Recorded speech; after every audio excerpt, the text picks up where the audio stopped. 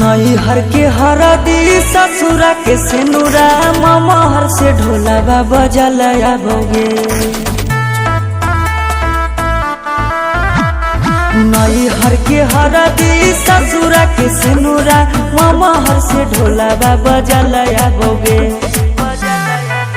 नगे पीटी पीटी छतिया कानो होइया रावा मोरिया पहिर दुल्हा सजलया बोगे। नगे पीटी पीटी छतिया रोबो होइया रावा मोरिया पहिर दुल्हा सजलया बोगे।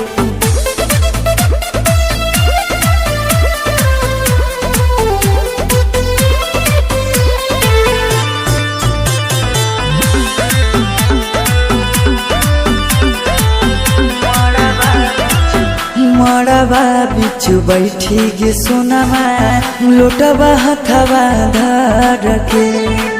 दुभिया चौरा छिटा हो देहिया रोबो हो लोग सब घर के।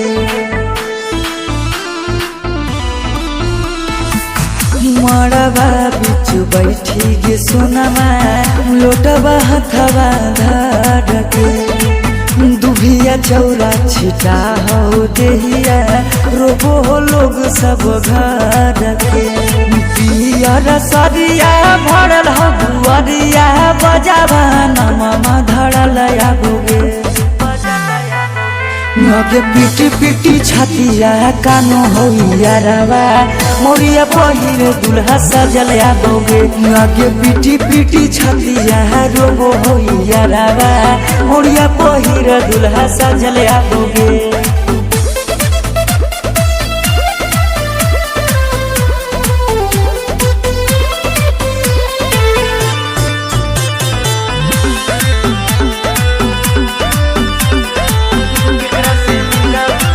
केकरा से मिलबै संझिया बिहनामा गलिया होले सुनसान गे।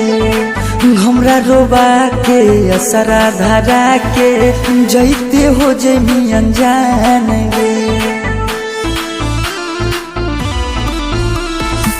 केकरा से मिलबै संझिया बिहनामा गलिया होले सुनसान गे।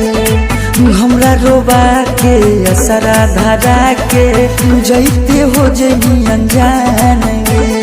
गोरे लाला सौरभ के आखरी मिलनवा जोरिया छौड़ा न चलया बोगे। नगे पीटी पीटी छतिया कानो होइया रावा मोरिया पहिर दुल्हा सजलया बोगे।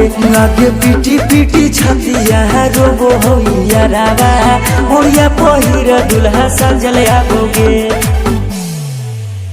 नगे पीटी पीटी छतिया कानो होइया रावा मोरिया पहिर दुल्हा सजलया बोगे। नगे पीटी पीटी छतिया रोबो होइया रावा मोरिया पहिर दुल्हा सजलया बोगे।